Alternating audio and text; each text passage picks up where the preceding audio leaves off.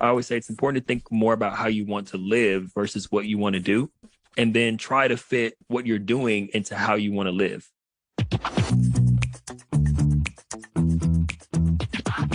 This is the Happen to Your Career podcast with Scott Anthony Barlow.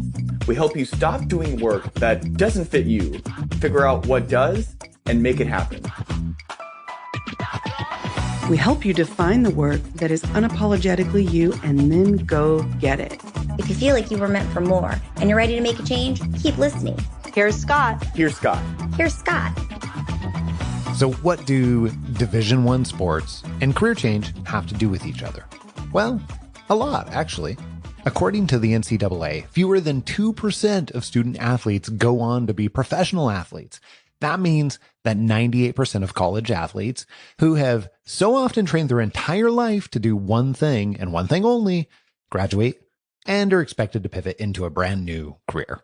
Most of them find themselves in the exact same position and with the same concerns that we hear all the time.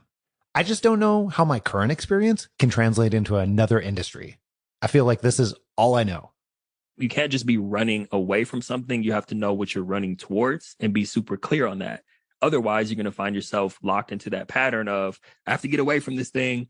And then you run to the next thing and you find yourself in the same situation, just, in a different building. That's Taj Deshawn, a career coach and strategist on our team here at HTYC. Taj is a 4 times published author, fellow podcast host, and a career coach with a specialty in industry pivots. Taj is also a former Division I football player who found himself lost after graduating from college and losing his identity as a football player. Instead of letting that hold him back, Taj decided to train for life the way he had always trained for football. Taj has made more than a few career changes himself, from the music industry in Hollywood to becoming a career coach in 2016 and working for the Art Institute of California, Hollywood, and the city of San Diego. He later pivoted to working for many companies that focus on transitioning athletes into the workforce, such as Athletes for Care, Athlete Haven, Athlete Soul, and he founded his own company, ThriveAfterSports. I'm excited because all that experience now has come along with Taj as he has transitioned to our team. And Taj is excellent at helping people take the skills and learnings that they've gained in their past roles and using them to pivot into a brand new industry. I think you'll love his background and his coaching philosophy. Obviously, it directly lines up with what we teach here at Happen to Your Career. All right, here's Taj taking us back to his time as a football player. My early career trajectory started out with me not having any type of clear path at all about what that trajectory would be. Coming out of college as a football player, I only saw myself as a football player. So when I graduated and I got a multidisciplinary studies degree, I always say that I majored in eligibility just to keep me on the field. No idea what I wanted to do with my life. So I came back home, figured that life would just work out the way it always had. Someone would be waiting on me with a 6-figure job because I was a football star, and quickly got smacked in the face with reality and realized that wasn't going to happen. I probably need to figure out what I'm going to do. So a lot of soul searching and exploration and discovery during my early days. Even though I didn't see it that way, I just saw it as being lost. Tell me about football. What were your early plans for football? Were you wanting to take it much further than college? How did you get into football? Where did you first fall in love with it? Tell me a little bit about it. Yeah, I fell in love with football after seeing Remember the Titans. Yeah. I was 10 years old when that movie came out. And so I knew I had played other sports leading up to that. But when I saw Remember the Titans, I was like, I'm going to be a football player. Like, I can hit people and not get in trouble for it. This is going to be great. I was a very hyper kid, so that was like the perfect sport for me at that time. So started playing at 10. I had an older cousin who got a scholarship to go to Cal. He played safety at Cal. Yeah. And then I realized, I can get a scholarship and go to college. So my first goal was like, when I'm in high school, make varsity as quickly as possible. Made varsity as a sophomore. Then it was get a D1 scholarship. Got a D1 scholarship. Then, of course, like everyone who plays at that level, is I have to go to the league. I wanted to go to the NFL. That did not work out for me. I won't get into all the reasons why, but I think part of that also led to the downward spiral of not knowing who I was outside of football because I was so focused on it. And then also feeling like I fell short of my ultimate goal, which was going to the NFL. When you say you didn't know who you were, tell me a little bit about that. What do you remember from that time period? I remember a lot of drinking. I remember a lot of isolation. I remember being back home in my childhood bedroom. I really did feel like a failure, Scott, because it was like, I was proud that I got my education paid for. Yeah. And my next goal was like, not only am I going to take that off of my parents' back by not having to pay for me to go to school, but I'm going to give back to them with this NFL salary that I'm going to get. So to find myself back at square one, so to speak, with no income, I just really felt like I felt like a loser, for lack of a better term. And I didn't know how to articulate what I was going through at the time. So I even isolated myself from my family. I was just in my room, curtains closed, watching Netflix, and I would come out to eat and use the bathroom. And I would come out to go party with my friends to distract myself from what I was going through at the time. It was a pretty dark period, to be honest with you. I can definitely identify with that. I mean, like my my first real professional job was the one that I ended up getting fired from, quite frankly. And I had moved my wife, brand new bride at the time, down to Portland, Oregon. And then less than a year into it, ended getting fired from that job. And it felt, yeah, I mean, I felt like a loser, very much so. And we didn't even have Netflix at that point in time. Netflix was like just barely coming out, and still like you went and got the DVD mailed to you and everything. So I didn't even have Netflix to save me. But either way, I can totally appreciate what you're going through in many different ways, too many ways, I would say. So what happened next? As you're there, you're watching Netflix, things are clearly not going well for you, didn't feel good at the time. What began to change for you?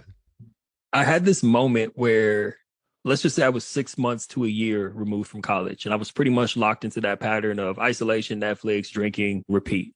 Yeah. And I had this morning where I woke up during the week. My family was at work. I was the only one home because I wasn't working. Probably woke up around 11 or 12 because I was hungover from the night before, just sleeping in. And I walked over to the bathroom mirror. I'm washing my face, getting my day started at noon, mind you, which is kind of ridiculous. I looked in the mirror and I really did not like what I saw, not just from a physical perspective. I had put on a little bit of weight. I wasn't in football shape, obviously. And just the look in my eyes, I was not accustomed to seeing that look. It wasn't who I wanted to be. And so the shift came from, okay, I don't know who I am really outside of football, but the least I can do is get to work on discovering that. I don't know what I want to do for a career, but I can start exploring other careers and developing myself so that when I do know, I'll be in a position to start somewhere, wherever that may be. So I really started taking my personal development seriously, reading more. I rediscovered my love for reading. I always loved reading as a kid, but becoming a jock, it was just football. I only read to pass my classes. Sure. So I started reading again, started listening to podcasts, started developing myself. And ultimately, I was working on me while discovering where I wanted to be. I didn't plan to rhyme right now, but that just kind of worked. Nicely done, Tosh. Nicely done. Thank you, sir. Thank you. Okay, so rediscovering this love of reading. When you were a kid, you said you always loved reading for a time period that got replaced by football. But what do you remember about what makes you say you loved reading as a kid? I'm curious about that, first of all. I think so for what it's worth, I don't know if this is relevant to anybody, but I'm an INFJ. So I live in my head a lot. I love being by myself, I'm never bored. I could sit alone for hours, days at a time in the house by myself. Always been that way.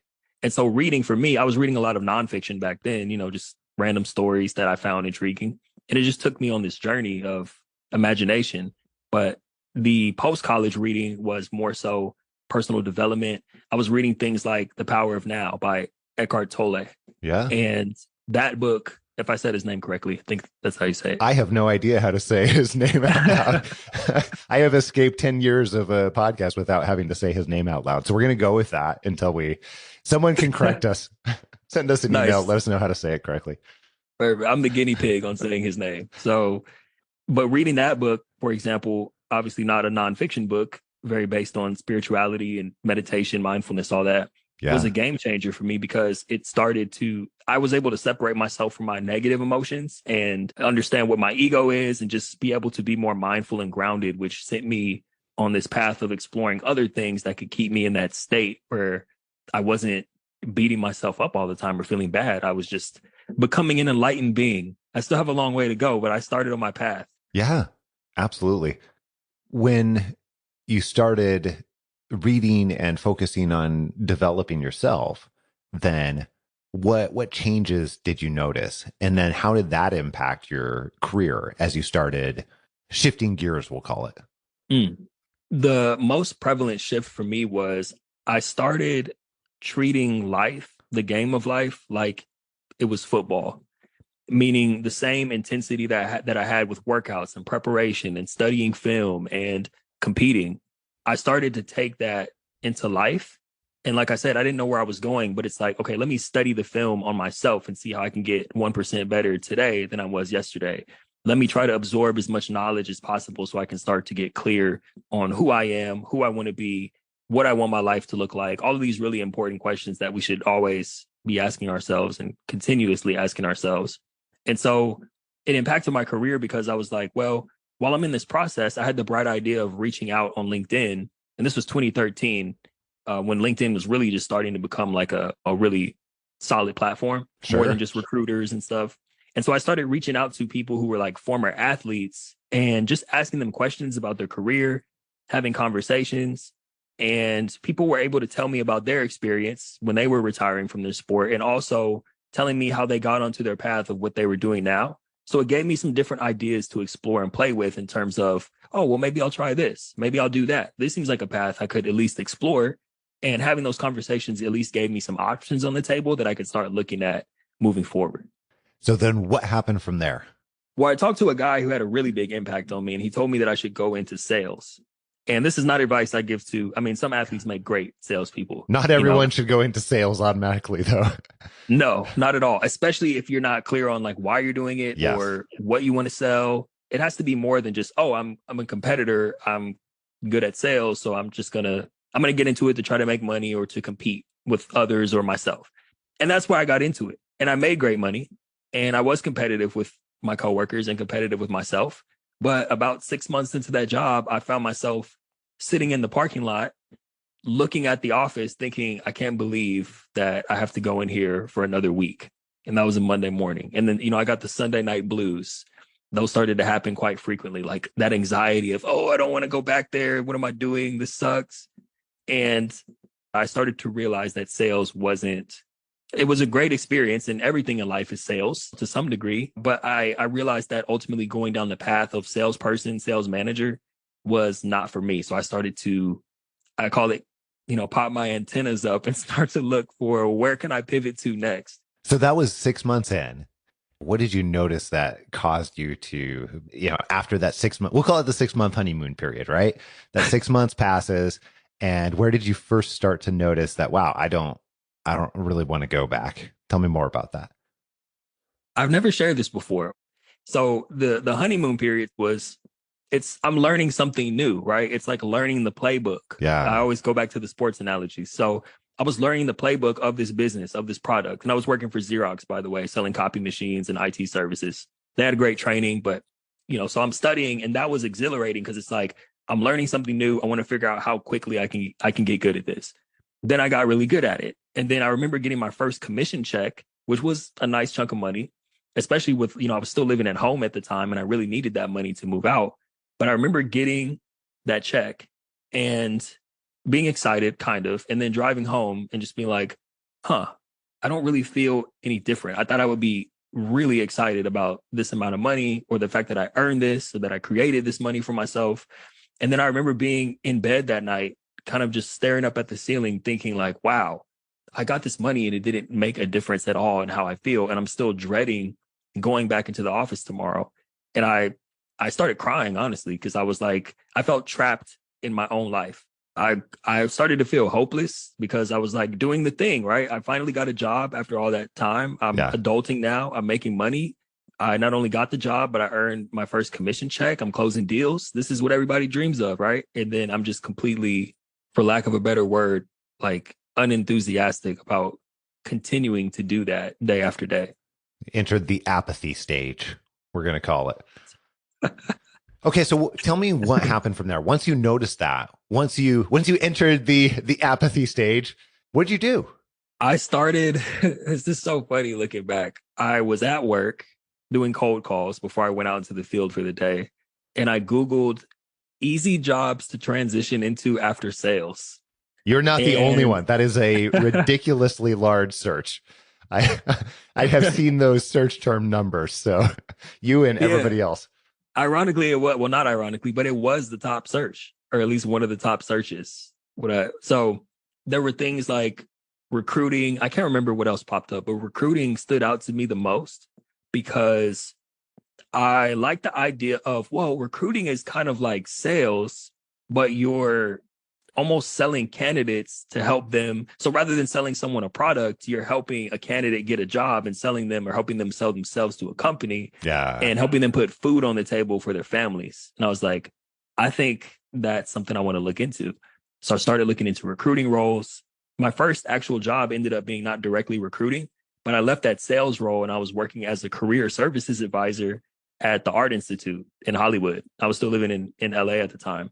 And that role was like, that really lit me up because I was helping graduates from the Art Institute, people in fashion, music production, culinary, like all those creative arts. I was helping them land jobs in LA. And I got to be like, I didn't know I was doing it at the time, but I got to be a career coach in a sense to those students and help them get jobs and experience. So I found I was so much happier in that job once I left sales. So that's interesting, first of all, because that, it sounds like, is where you got your first tiny taste of anything career coaching related. And secondly, it sounds like it was very, very different than your other sales job. So what do you think, looking back, were the very biggest differences for you? What made it feel so very different? Because, I mean, if we broke it down, it's kind of the same skill set a little bit, but completely different feeling. Definitely. I was even doing cold calls. I had to call businesses to let them know that I had this pool of graduates in certain industries and see if they had things available, try to get them set up on an interview. So definitely the same skill set. But the thing that made the most difference for me is when students would, I would go into the classrooms and kind of share. I kind of like that presenting. Maybe that's why I do podcasts now, and presenting and sharing that our department's available, how we can help. And then I also really enjoyed when they would have my meetings, when they would schedule meetings with me and come meet with me one-on-one in my office. That was like the highlight of my day. Like, finally, I get to take a break from cold calls and just sit down with the student and have a conversation to figure out how I can help them. So what happened from there? So it was a combination of things. I met my wife, who's now my wife, but I met her when I was just on a trip in San Diego. So we met each other, and then I started thinking, maybe I'll try to find a job or go to the Art Institute in San Diego just so we can be closer together once we got really serious. So that was one thing. And then the job itself was great. I loved it. The only thing is there was the change of management that came in and they were downsizing and they were starting to let career coaches go. So I got spooked. I was like, uh-oh. I mean, my numbers are good, but I'm worried that I'm going to get chopped anyway. So let me start looking. And then also the change of management brought about my manager, who I really loved. She was awesome. She was like, listen, I don't even care what time you come in, just as long as you're doing what you need to do and hitting these placement numbers. And I was like, I could get used to this place. And she ended up leaving. She got let go, unfortunately. And so someone else came in and they were micromanaging like to the nth degree. But that was another great lesson because I realized that ultimately I'm not someone who likes to be micromanaged. If I'm doing my job and going above and beyond, then I expect to be able to have free reign to be able to do that. And I had that conversation a couple of times and I wasn't given that opportunity. And I felt like the micromanaging was taking away from my ability to actually perform my role. So all the signs were kind of ushering me out the door. It was this perfect storm of all those things that led me to start exploring. I think we can probably agree that micromanagement is like the most universally detested. I haven't met anybody who like loves micromanagement yet, but as I've gotten to know you, I know that you probably really enjoy a higher degree of autonomy and flexibility and having the ability to decide like how the work gets done compared to the average person. Is that a fair assessment? Yes, I'd say it's I'm very independent. I'd say I'm well above the average amount of autonomy that people need in their workday. I would agree with that. Do you feel like you fully learned that through that experience, or was it later on where you really started to realize that more? That experience was the first time I saw micromanagement to that degree, but then I experienced it in my next role, and I can tell you about that very quickly. Yeah, so please. I did it. I actually did end up going to San Diego, not at the Art Institute. It was another company that was contracted by San Diego County to help break the cycle of families being reliant on welfare. And so my job was to train them to be work ready, and not only train them up, but also be out in the community finding opportunities for them to get jobs. So that was the job development part, but also training them up to be in a position where they could get the jobs that I was securing for them. So that was in San Diego. That allowed me to get to San Diego, be closer to my girlfriend, who's not my wife. And same thing happened there. I was enjoying it. I was getting promoted. I was making great money. I was killing it. I was like 25 at the time, going on 26, climbing the ladder, promotion after promotion, getting recognized by San Diego County. All kind of good stuff was happening. And then change of management came in, and also downsizing. And I'm like, here we go again. More micromanagement. Round two. Right. Micromanagement. And then also, even though, because I saw people who were also putting up good placement numbers and doing great things get let go. And I was like, I think it's only a matter of time before I'm up next, and I don't want to be micromanaged. And then things got kind of weird. Things got weird. In what way? That. Well, I was lost, Scott. I was lost again, because I was like, this cycle is repeating itself. I have to try to start thinking bigger than just going into my next recruiting or something like that. I have to think outside the box. And so at the time, I got introduced to network marketing. No offense to anyone who does network marketing. I know a lot of people make great money, but I did that for like 6 months because I was like, I have to get out of the rat race, so to speak. And I thought that was going to be my ticket out, but I just felt weird. So I think what you said that's really interesting, that we started out our conversation with. If people get into sales, and I would say this is true of network marketing as well, like if people get into it for, let's call it like the wrong reasons, or not necessarily fully in tune with what they want out of it, or for the wrong purpose, then it's just sort of a tool in many ways. And like, you don't necessarily, it's not necessarily good or bad on its own, but if you get into something for the wrong reasons or use it for the wrong reasons, then I think that's where it crosses the line. And I think that hit me when you said that earlier about sales.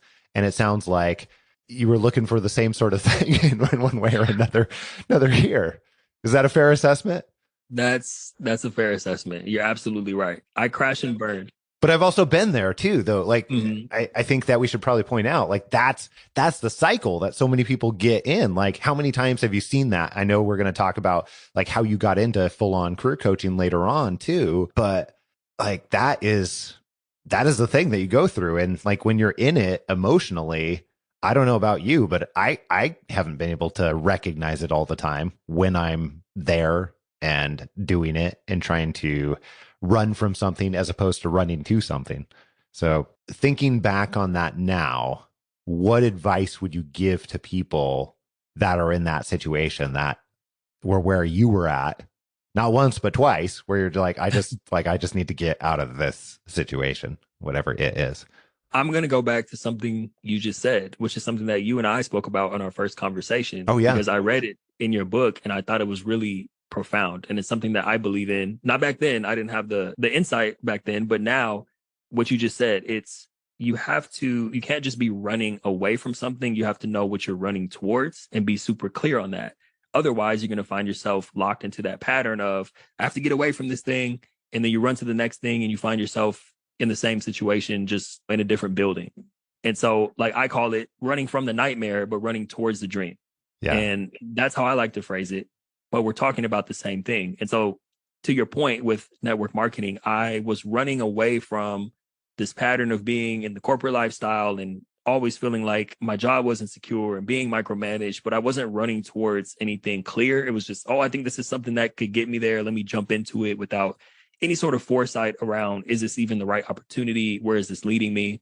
So I think, to answer your question, that's the strongest advice I can give, is do the heavy lifting up front of finding clarity about what you want so you don't have to waste your time and spin your wheels in opportunities that are ultimately not taking you to your North Star. Totally agree.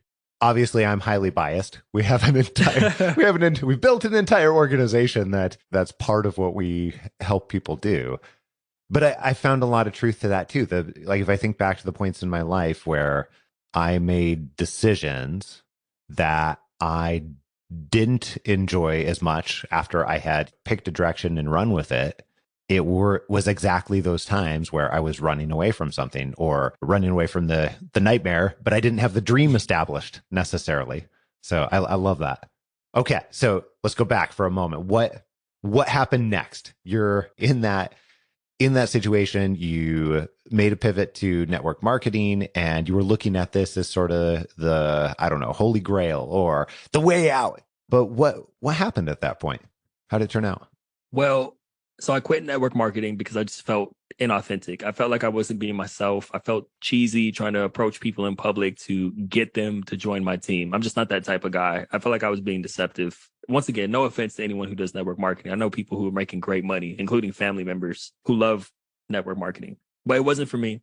And so I didn't end up getting let go from that position with the county. I actually got promoted. And then this is what led me into career coaching, or what I call athlete transition coaching, which is a form of career coaching just for athletes. But I got promoted, and then I had a series of teammates who flew out to visit me. The school I went to, Stony Brook, is on the East Coast in Long Island. So, and I was in San Diego. So I had people come out to visit me from there, different teammates around the country who flew out, all in this like period where I was just balling out of control, making great money, living in this apartment. But they wanted to come see California, see San Diego. And I basically, when they would get there, they would say, Tosh, you're living the dream. Like, they didn't know that I was unfulfilled in my work, but they were like, you're living the dream. You got this great job, living life in San Diego. Like, you're killing it. How did you do this? They would be like, I'm back at home working at Home Depot. I could barely afford my flight out here, and I graduated 5 years ago. So how are you doing this? And so I became an unofficial mentor to these guys. I would work with them even when they went back home. We would have phone calls. We did like a meetup type of thing before work, after work, in the mornings, and on the weekends. And I enjoyed doing that so much that I said, you know what? I think there's an opportunity for me here, especially after doing research, understanding that this is more than football players that deal with this. It's athletes from any sport who struggle with their identity. And then understanding that back then, understanding there wasn't as many resources for retiring athletes or athlete mental health as there are today, which led me to forming ThriveAfterSports, officially starting my coaching business, developing partnerships with universities, and doing what I call athlete transition coaching, which is like a hybrid between life coaching and career coaching for retiring athletes, basically helping the person that I was when I was lost coming out of college. And that was the beginning of my career coaching journey in 2017. Well, now if we fast forward, then you and I get to work together here at Happen to Your Career. And you and I have had several conversations about how that shift in identity and that shift in that transition that athletes go through is actually the exact same transition. Even though it doesn't seem like it is to so many people, it's the exact same transition as like someone who has been in the same organization for 12 or 14 years and they've been promoted up the ranks and they feel like all they know is that environment, that company, that industry, that profession, that whatever it is.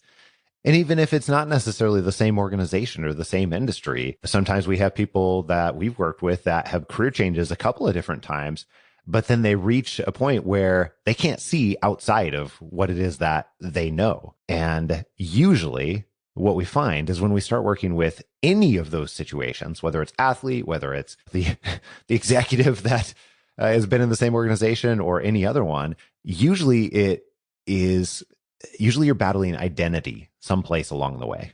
And so here's my question for you, because you've seen this in a lot of different environments. What advice would you give to someone who is experiencing that, where they're looking and thinking, like, I don't even know where to go from here. Like, this is all I feel like I know. I have a couple of thoughts on this. I'll try to keep it brief. But I think that the first thing when you're going through sort of an identity crisis or not sure about who you are, where you're going, what you're meant to do in this world, so to speak, I think it's important to try to think about how you want to live. I always say it's important to think more about how you want to live versus what you want to do, and then try to fit what you're doing into how you want to live. Like, for example, what happened to your career? Fully remote team. These are people who enjoy the freedom, flexibility, and autonomy of working remotely. I enjoy that too, which is why I was attracted to your company. Aside from the mission, we can get into that. That's a whole other conversation. Yeah.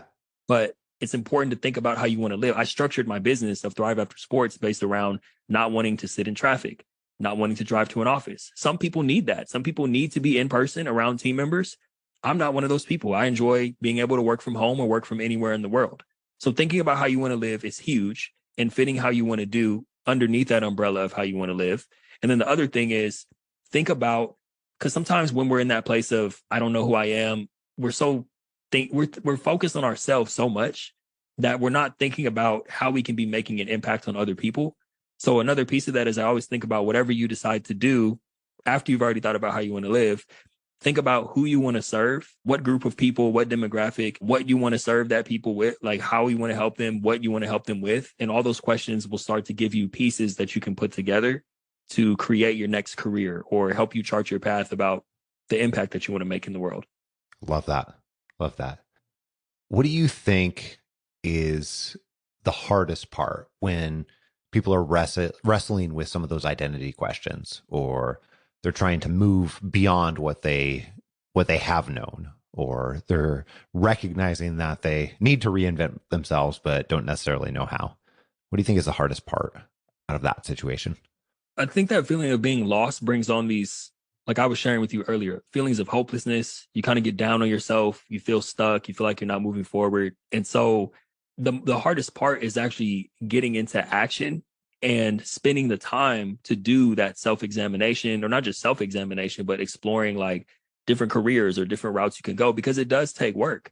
And so it's easier, and I know this firsthand, it's easier to be like, my life's not moving forward. I'm stuck. I don't know who I am. I'm just going to watch Netflix and kind of zone out or distract myself from what I'm feeling. Or go into sales or whatever. Right? Or go into sales. Yeah. And just pick one. Just pick a thing and just go into it, right? Yeah. Right. I have bills to pay. I just need to get something. Absolutely. And I'll just numb out when I'm not there. You're exactly right on that. So I think that if you can, and I'm not saying it's not okay to grieve and process what you're feeling, because those emotions are very real. But at the same time, the best way to get out of that is not by trying to just, I'm going to think positively. It's by doing the work to put yourself in a position in life that you can be happy with, and not waiting until you get there to be happy, but finding joy in the process of getting to that point of clarity. Like I learned to find joy in the discovery process of discovering where I wanted to go and who I am, instead of waiting to get there to be happy. So that's what I would say. I love that. Love that. Hey, I'm so excited to have you on our team, and thank you for taking the time and sharing your story here. Thank you, Scott. I'm honored to be joining the team, and not just yourself and what you've created and the mission that you're on, but all the team members have been awesome so far. And I'm excited to be running with the group of people that are really making a difference in the world.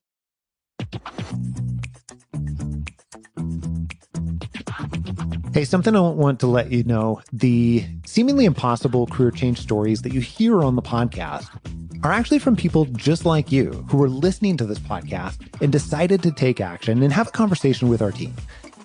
If you want to implement what you heard and you want to completely change your life and your career, then let's figure out how we can help. So here's what I would suggest.